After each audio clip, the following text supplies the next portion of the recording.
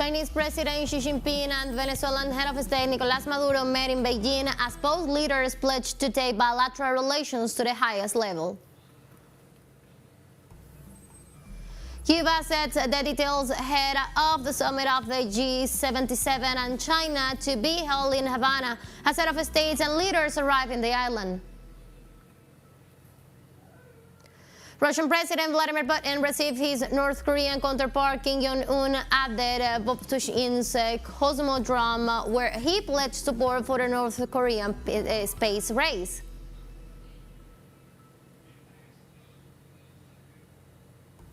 Hello, welcome to From the South. I'm Ana Marrero from the teleSUR headquarters in Caracas, Venezuela. We'll begin with the news. Stay with us.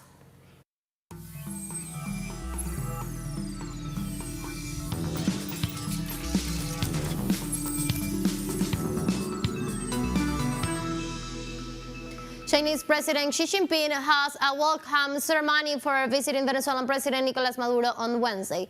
While receiving the head of state, the military band played the national anthems of Venezuela and China, and a 21-gun salute was fired. Accompanied by Xi, Maduro reviewed the Guard of Honor of the Chinese People's Liberation Army, and the two head of states also watched a march past of the Guard of Honor and a performance of the military band.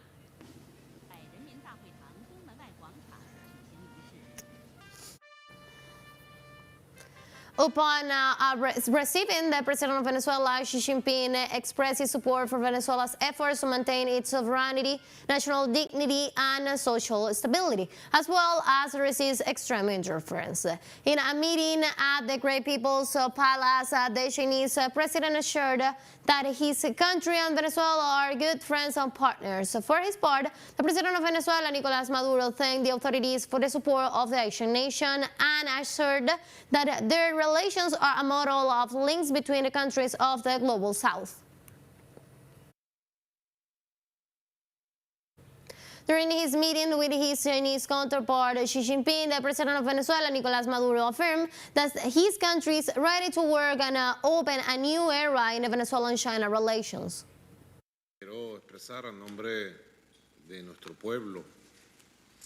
First of all, on behalf of the Venezuelan people, I would like to express my best wishes to you, the ancient China and the People's Republic of China. The relationship between Venezuela and China are an example for the countries of the Global South. I have witnessed how China has become a superpower committed to peace, well-being, and cooperation for humanity. My team and I are very happy to be in China again, and I am ready to work with the Chinese side to open a bright new era in Venezuela-China relations. During the meeting, Chinese head of state Xi Jinping praised the good health of bilateral relations between China and Venezuela and stressed his nation's support for the sovereignty of the South American nation. China and Venezuela are good friends with mutual trust and good partners for common development. China has always viewed the development of relations with Venezuela from a strategic, high-level and long-term perspective, and will, as always, firmly support the efforts of Venezuela to safeguard national sovereignty, national dignity, and social stability, and firmly support Venezuela's just cause of opposing foreign interference. In the same line, the leader of the Asian nation stated his country and Venezuela will upgrade strategic ties with the purpose of enhancing their people's well-being. I am very happy to announce with you the upgrading of China-Venezuela relations to an all-weather strategic partnership. Next year will mark the 50th anniversary of the establishment of diplomatic relations between our two countries. I am willing to work with you to draw up a blueprint for the development of China-Venezuela relations and to consolidate and deepen cooperation between the two countries in various fields, so as to bring more benefits to the people of the two countries and inject more positive energy for world peace and development. The President of Venezuela, Nicolás Maduro, attends the closing ceremony of the 17th Joint China-Venezuela Commission, where he was together with the Executive Vice President of Venezuela, Delcy Rodriguez, and her executive cabinet. China and Venezuela focused this conference on promoting unilateral development proposals for the evolution of both nations under the perspective of investments and growth. Likewise, Beijing and Caracas strengthened their bilateral and diplomatic ties to maintain the brotherhood between the both nations. Venezuelan President Nicolás Maduro stated that the China-Venezuela High-Level Commission is one of the most beneficial for the nations.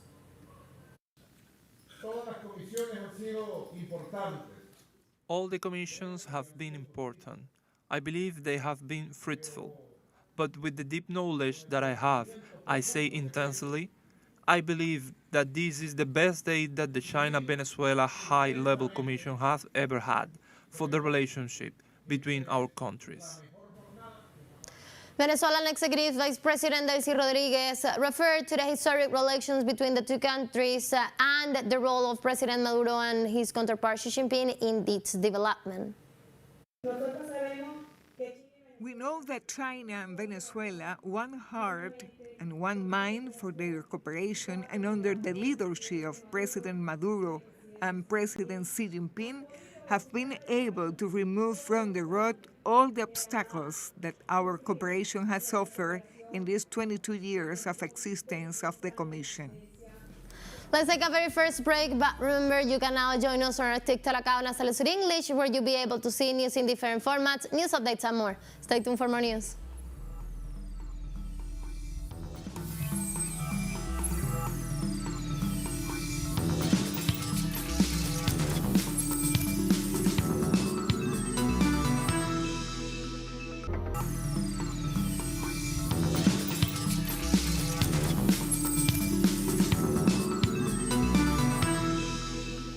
Welcome back to From the South. On Wednesday, Cuba's Foreign Minister Bruno Rodriguez offered a press conference ahead of the G77 and China summit to be held in Havana. The diplomat defined the main guidelines of the Global South gathering. The summit intends to evaluate and debate the main challenges as well as the core development issues affecting the nations of the South and the indispensable contribution to be made by science, technology, and innovation for development. Rodriguez also explained the relevance of the summit for future similar gatherings and other events of South-South cooperation. We hope that the next Havana summit to be held in the next few days will contribute to promote the voice of the G77 and China under the present international circumstances as part of the relevant negotiation intergovernmental processes that will take place very soon. Among them, the Summit on the Sustainable Development Goals, the Conference of the Parties under the Framework Convention of the United Nations on Climate Change, COP28, the third South Summit to be held early next year, and the Summit of the Future. The summit of head of states and governments of the G77 plus China will take place in Havana on September the 15th and the 16th with the support of reinforcing unity and deciding on collective and practical actions to face contemporary challenges. Our correspondent in Havana, Fabiola Lopez, tells us more about it. This September 2023, Havana will become the capital of the Global South when the leaders of the Group of 77 and China will meet in this city to discuss current development challenges as well as the role of science, technology, and innovation. This is an indispensable summit.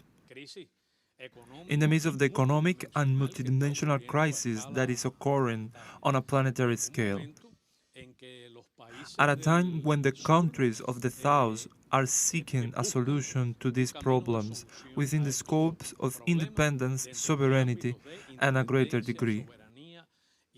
I would say of awareness of where the roads that will take us toward development must lead. 23 years ago, when inaugurating the first South Summit, the supreme decision-making body of the G77 and China, precisely in Havana, Fidel Castro said that in the globalized world, where knowledge is the key to development, the technological gap between the North and the South was widening in the conditions of increasing privatization of scientific research and its results. Never before has humanity had such a formidable scientific and technical potential, such an extraordinary capacity to generate wealth and well-being, and never before has the world been so unequal and inequality so profound.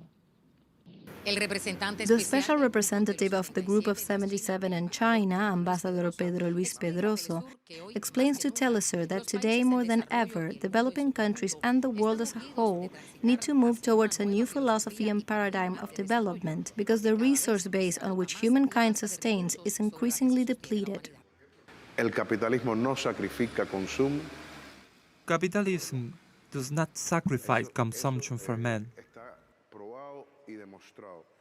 which is proven and demonstrated. Then the only way to advance towards a new paradigm is not only with a political orientation that leads to that, but it has to be on a technological and innovative basis.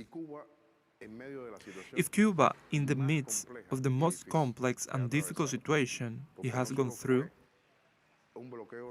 which was not only a blockade intensified to unprecedented levels, but also the consequences of the Cuban COVID period, and Cuba, in the midst of that, was able to produce 5 vaccines, 3 of them already in the market in use.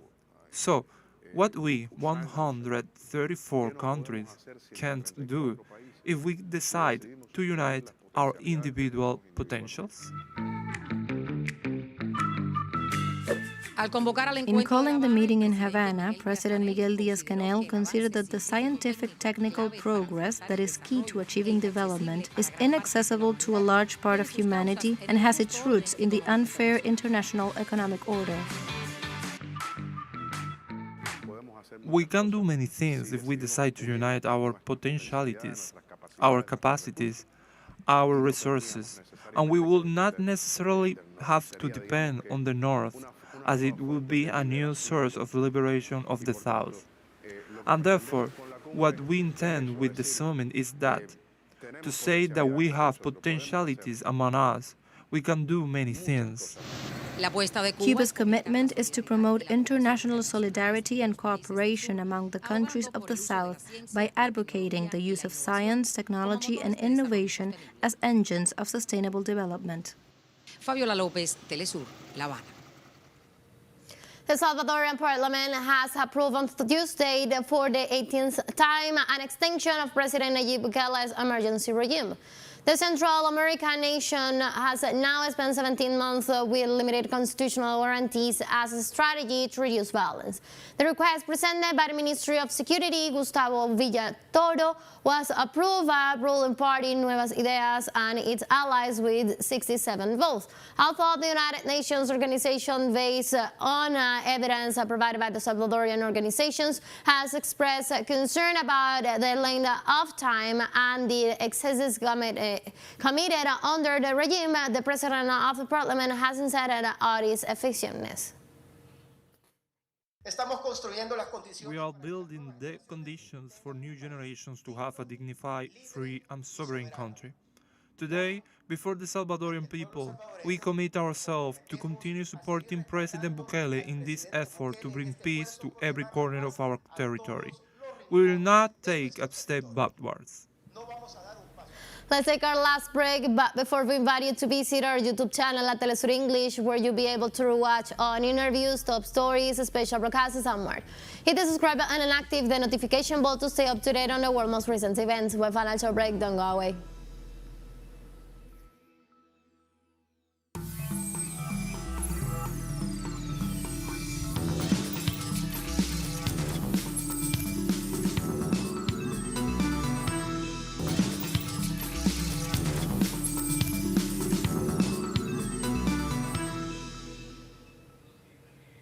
Welcome back.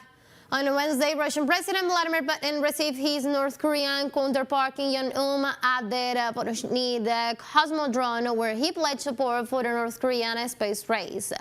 Hours earlier, in an interview to his nation's media, the North Korean leader had described his trip as an expression of the strategic importance Pyongyang's attached to bilateral relations with Moscow. In the first part of the meeting, they toured the base facilities, including the Soyuz 2 rocket launch pad.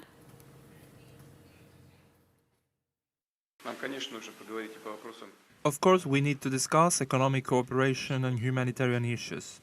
The situation in the region. We have a lot of issues to discuss. I want to say that I am very glad to see you and thank you for accepting the invitation and coming to Russia.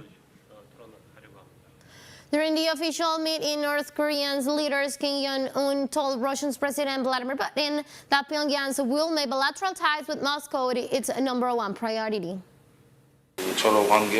It is our government's strong position that we will prioritize the North Korea-Russia relationship and put it as the #1 priority of our foreign policy from now on.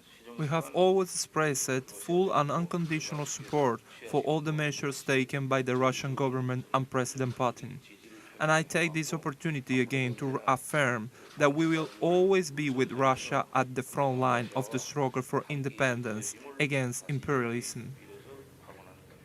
Italy received in only 24 hours more than 5,000 migrants coming mostly from Libya and Tunisia. In the midst of the migratory wave, a 5-month-old baby lost his life when the boat he was traveling in capsized. The island of Lampedusa issued an alert as on Tuesday alone it received 5,112 migrants and refugees. The trend continues in the morning on this Wednesday, where it is estimated that about 30 boats crossed the Italian coast. Emergency services reported the overturning of a vessel in which about 4 migrants were traveling. The Coast Guard heeded the call for help, and as they were getting ready to the patrol, a baby of Guinean origin traveling for families fell into the water of the Mediterranean.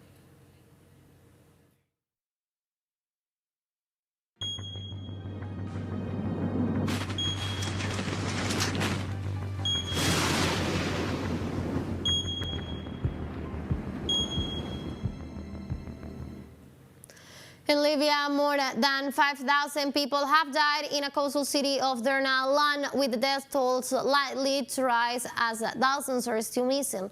Broken roads, failed communications networks, the legacy of years of cities conflict and the effects of climate change contribute to making Libya one of the world's worst humanitarian crises, according to the Elaid in Libya, director of the International Rescue Committee. Officials reported more than 5,300 fatalities, but the number could double given the number of missing people. And the United Nations organizations announced that it will allocate an aid package valued at 9.3 million euros to deal with the damage caused by the storm in Libya. The environmental disaster considered the most deadly in the country's modern history. It is the latest blow to a nation prevented by years of chaos and division.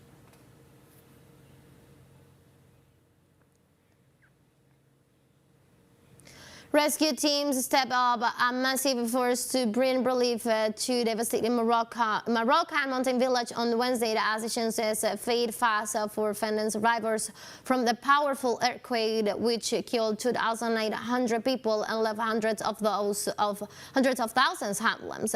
Vehicles packaged with supplies drove up winding mountainous roads to deliver food, and tens of survivors of the country's deadliest earthquake in more than 6 decades. Morocco's far exceeded the 72 hours window in which rescuers are considered most likely, although in some cases survivors were found well beyond that time. Yellow tents distributed by the government are serving as camps for people left homeless in the worst hit areas south of Marrakech.